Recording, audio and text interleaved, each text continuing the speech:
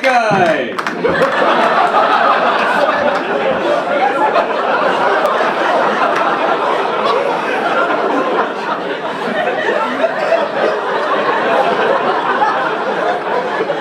Yep. Oh, wait a minute, get rid of this real quick. I bring my own, I'm not paying these prices. I'm a cheap prick. First off, get this out of the way, I'm an American, it's all my fault. There you go, get over that. I live here in London with you fuckers for 20 years, so I've learned to blend in a bit in case shit kicks off. I won't be cut from the herd, I'm not incredibly obese, that sets me apart from most Americans. I can pronounce the word Lester. It's got me out a few scraps. Still like saying aluminum though, just to piss you off and remind you who killed the Nazis and saved your grandparents. So, I 20 fucking years been doing that joke. I love it. It just still did. Hey. Oh, too far there, Yankee boy. Hey. Yeah, I know. You guys would have done that on your own without our help whatsoever. Yeah, you would have wrapped that fucker up about a week ago. So, it'd have been sooner, but they're getting that bombing on Wheelie Bin Day. You know, John Lewis ran out of blackout curtains, that kind of shit. So yeah, like I said, I've been living here 20 years. I realized after being here for so long, I'm starting to turn into you people because I'm fucking miserable all the time. Holy shit, nothing cheers me up, you know? Just walk around like I'm trying to digest a wasp. I had a little laugh yesterday, saw an old woman trip on a curb, that cheered me up. Didn't realize how miserable I was, so I went back home from a place in America called Idaho, which is a real place. Yes, I'm fully aware of. It sounds like a woman introducing herself as a prostitute. Oh, can't hear that joke enough. So, we're back home running into friends with the high school with, hey Dave, how's London? Well, it's London. You know, what are you gonna do? Big city. You know, nobody likes each other. It's all right. You know, we get along. It's okay. Yeah. You know, how are you doing? Big mistake. How are you doing? You know, suddenly my friends are like, oh, fucking great, Dave, man. Are you kidding me? Dow Jones is up to 27,000. Like, dude, you make 12 grand a year. You haven't bought any stock. You know, what are you fucking worried about that, right? Women I went to high school with, way too happy. Hey, Dave, I'm doing great. Yeah, that's great. Yeah, but you're like 40 pounds past your target weight. I'm looking at you. You're like one Snickers bar away from being type 2 diabetic. And I know you were crazy when you were 20, so that's why you got that tattoo of a unicorn on the top of your foot. Now you're a little older and overweight, so it looks more like a gay rhino.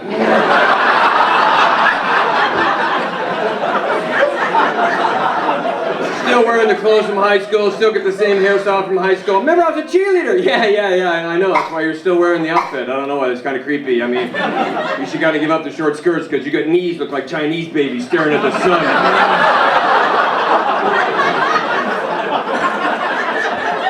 Somebody asked me, Dave, how'd you come up with an analogy? I was in China, I saw a little Chinese baby. I went, oh my God, looks like a fat chick's knee. So,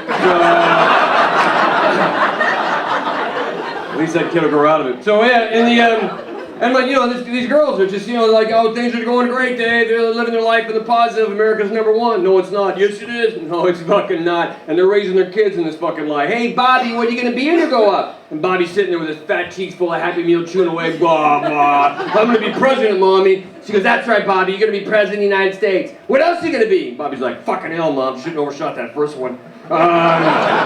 Something really important that makes you proud of me, that makes a lot of money, and the world respects, you know, like an actor, like that George Clooney guy. She's like, that's right, you're gonna be President George Clooney, Bobby. Get out there and make Mommy proud. Okay, Mommy, here I go. That's never gonna happen. No fucking way. Not in America, not now, not ever. Bobby doesn't have the money, or the intelligence, or the schooling, or the family backing, or the looks. So Bobby goes up and becomes a carpenter. Pretty good carpenter, but he always felt like he left his mom down. So he takes handfuls of antidepressants every night, chases it with a whiskey. One night goes on a bender, shoots a hooker in the face, looks like his mom, and then drops himself in a ditch out of guilt.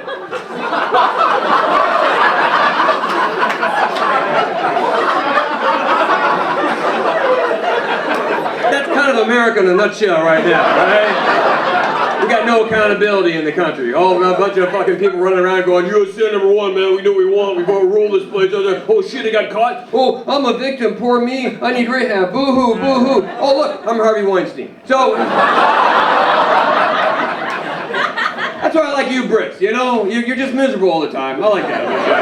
As a developed nation, you reach that ultimate goal, that realization that life is shit, there is no hope, you've given up on your dreams, and every now and then you get cheered up and somebody go, hey, you want a pint? Yeah! And that's it, right?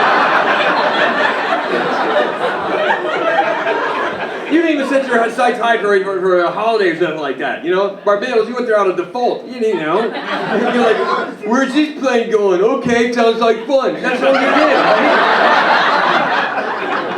That's it. They could have taken you a war zone. All right, I served the peanuts. Good for you. Mom and Dad are so proud. Good for you. Get the oxygen mask down on you. That's what I'm talking about, you know? That's why the rest of you guys are like, hey, where are you going to go holiday? And you're thinking Mauritius, you're thinking Seychelles, you're thinking something exotic, you know, maybe Cape Town, Camp's Beach, but your reality is like, maybe Cornwall or something like that. Yeah, but you only make it as far as Somerset. Fuck, oh, just stop here, fuck this, right? Fuck this traffic, who's hanging here. Oh, look, a pub. Hey, we're on a holiday. That's all I like about you, you know? And of course, my friends back in the States are like, geez, Jay, you've lived in London 20 years, think you ever moved back to Idaho? And I go, I think about it, because Idaho's beautiful, man. It's got lakes and mountains, and all my guns are there. All that is true, by the way. My friends who have guns, geez, Jay, you miss your guns in London? No! Holy shit! What the fuck do I want a gun for? Well, it's a knife crime. Dude, I'm not fucking John Wick. I'm here to save the day. But what about the knife crime? Dude, it's London, alright? Holy shit, if they took all the knives off the streets of London tomorrow, which would be amazing, the very next day, everybody would be trying to kill each other with spoons. That's how it rolls here. Another reason I'm not in a big hurry to move back is last year I had a little medical issue happen on me. You know, I had a little crampy thing happening down here in the nether region, so I had to call the NHS, you know? Holy shit, man. You know what? That is my new church. That is my new religion. Fuck Islam, Christianity, Buddhism, whatever you want. The NHS is where I fucking worship on a regular basis.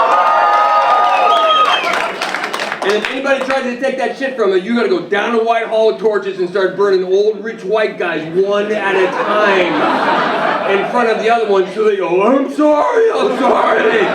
Don't fucking be blocking bridges. This is gonna piss people off. Fucking kill people. That's how you get people's attention. I had no problem, no fucking, just called in, went straight in, no waiting time. The hospital was very clean, very professional. Went in my examining room, very clean, very professional, very nice. 22-year-old middle-class technician there. Hi, are you here for the ultrasound in your testicles? I'm like, yeah, that's me. She's like, well, just relax. Can you drop your trousers and hold your penis against your belly? I'm like, can I? In hindsight, I was going to say, can I use two hands? But it was a cold room, didn't want to brag. So,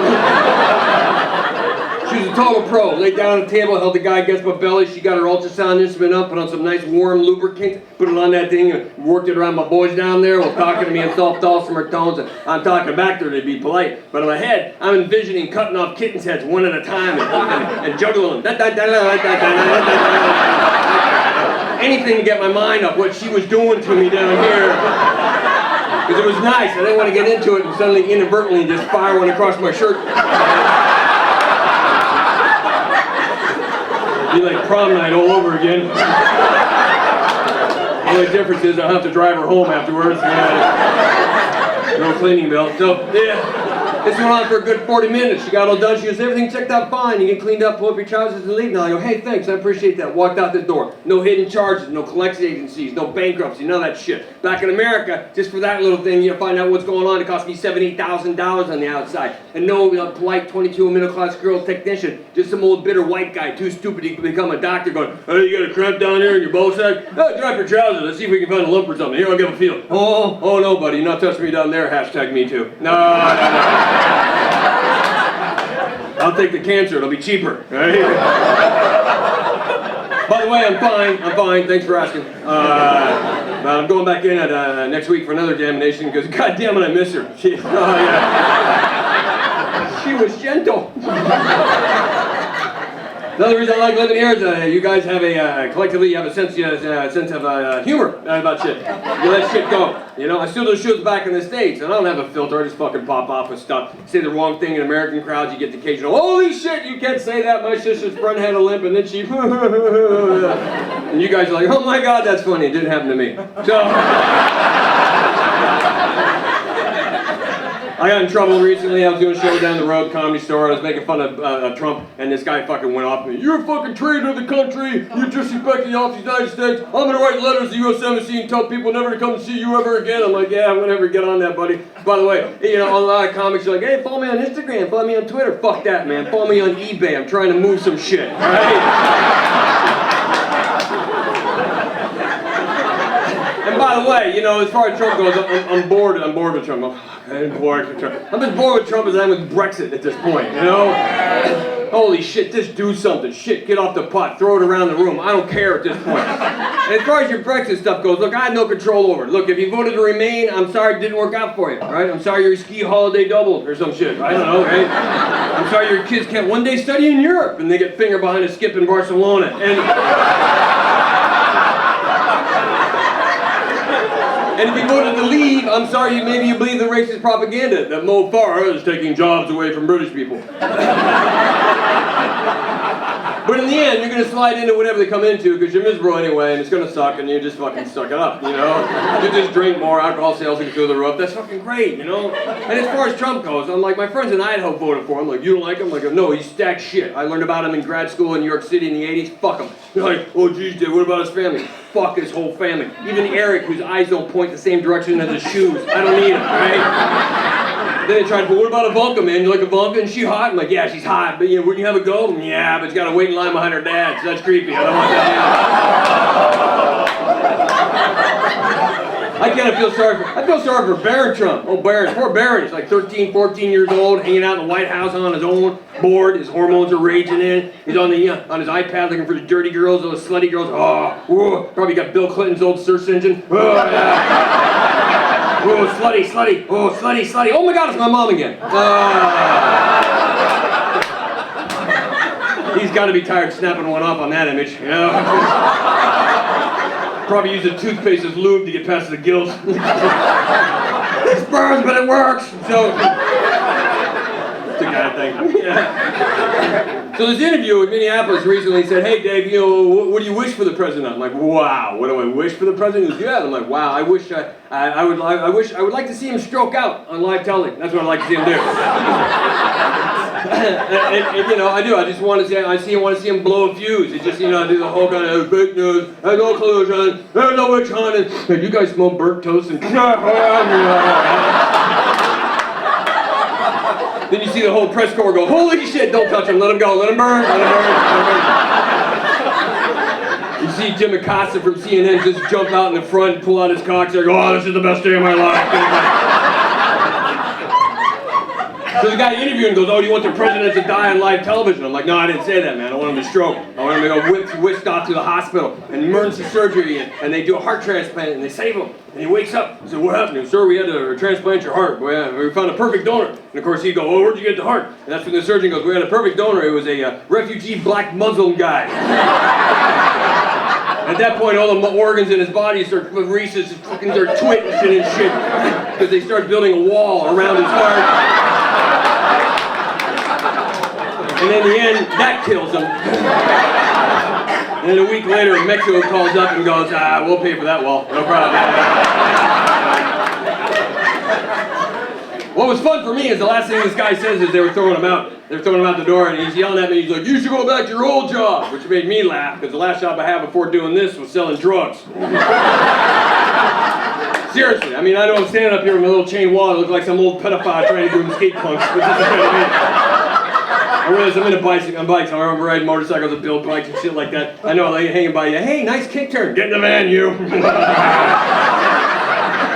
Don't eat all them sweeties. You're not the only one I'm picking up today. No, that's not me. I dealt cocaine. I can talk about it now. Statute of limitations in 28, 29 years now. I used to get it smuggled across the border from Canada. So as far as I'm concerned, we're building that wall on the wrong end. Right? I like Canadians are cute people, their money's shit. To me, they're just Mexicans with sweaters. That's all they'll ever be. Their only job is to protect America from ICE. That's all they gotta do. Because we don't have a Scotland. So, now, I won't bore you about all my cocaine exploits. I will pass on a little dealer tip from me to you if you're still using the gear. Let's say you're having a little party at your house. Hey, you're at the party. And all the coke's laying out on a mirror. And you're like, hey, there's all the coke on the mirror. And suddenly it hits it. And all the coke is whipping off the drugs on the floor, on the shag carpet. You're like, fuck, party's over. No, it's not. What you do is you take a balloon. You blow it up really tight. You tie it into a knot. And then you rub it against your shirt. And you get a lot of static electricity going. And then quickly pass it over the carpet with the cocaine in it. And right onto it. You're welcome.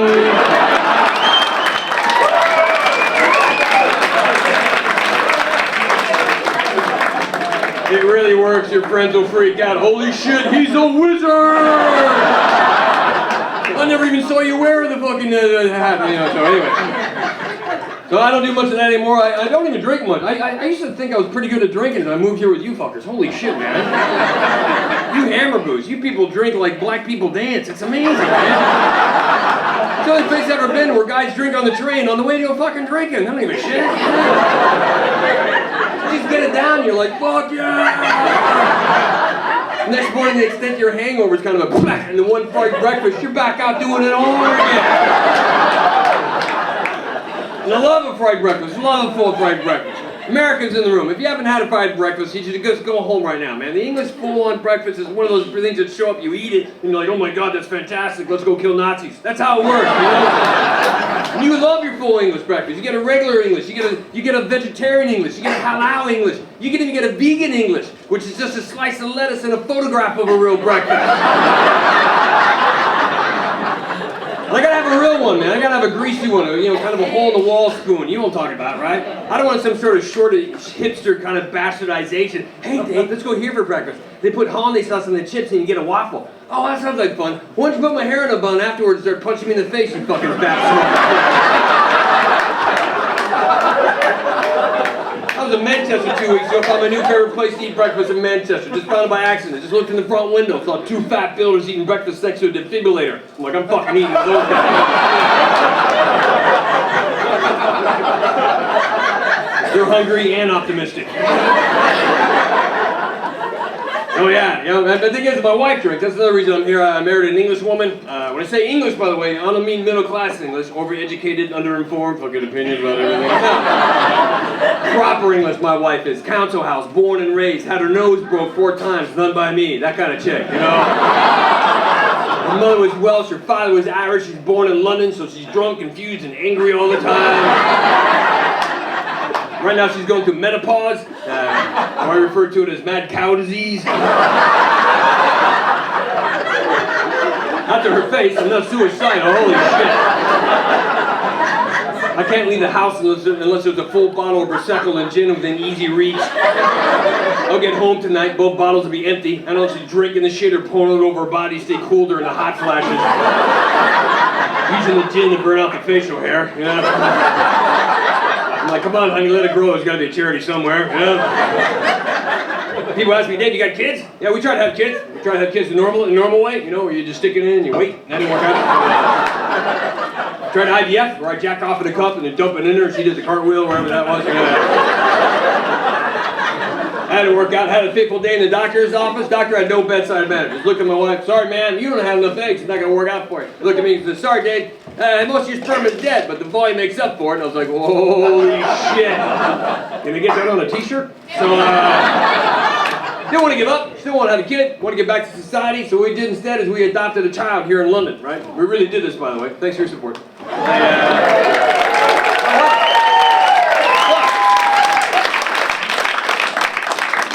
That's actually more support than I got from social services. They run you through all this shit. It took us like 3 years to fucking get cleared for this kid. Because they want to make sure you're not going to get it and sell it to this. I don't know. They bring up these weird scenarios. They talk to you shit like, all right, so say your adopted child comes home from school crying because all the kids at the school tease him for being adopted.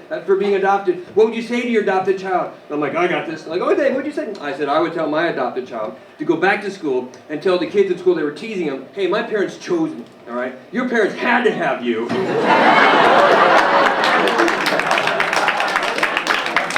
Because they got drunk on holiday and your mom wouldn't take it in the shitter.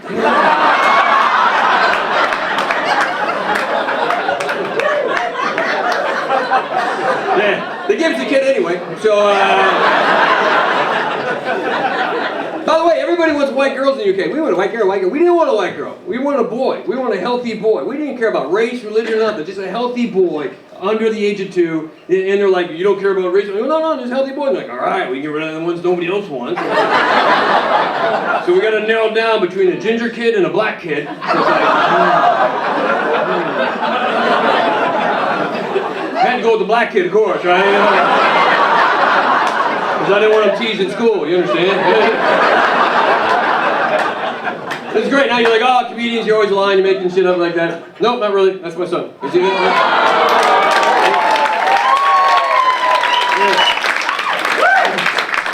I gotta give him a pound every time I show him that picture. But anyway, he's 6 years old. He's been with us 4.5 years. He's totally changed my life. Seriously. I mean, for starters, I'm not a racist anymore.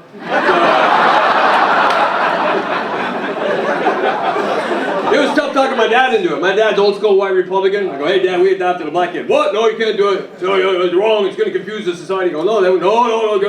So as a comedian, you know, you learn to lie to get your own way. And I love my dad. So in a moment of like just a panic, I would look at it. We had to take him because if we didn't take him, they were going to give him to a gay couple. All right, get him out of there. Get him out of there.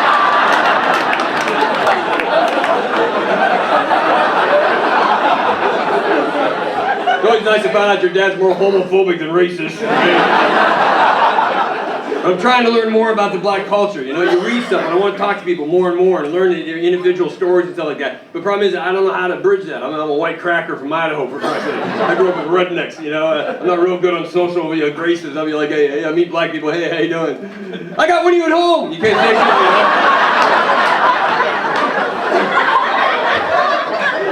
And when I'm gone, I miss him. I miss him like hell, man. You know, when I was in America, I was gone for like 10 days. Came back, you know, and my wife picked me at the airport, Terminal 5 Heathrow. Everybody's like running around. I'm looking for him. I'm like, oh, and then I hear his voice, Daddy. I'm like, oh my God. He's like, Daddy, Daddy. And I see him like, come here. He's like, Daddy. And he's like smiling and laughing. Daddy. Pushes people aside. Daddy, Daddy, Daddy. Jumps in my arms. Daddy, I missed you. Love you. I go, love you too, man. It's good to see you.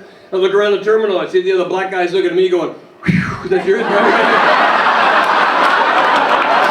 Hey guys, thanks so much.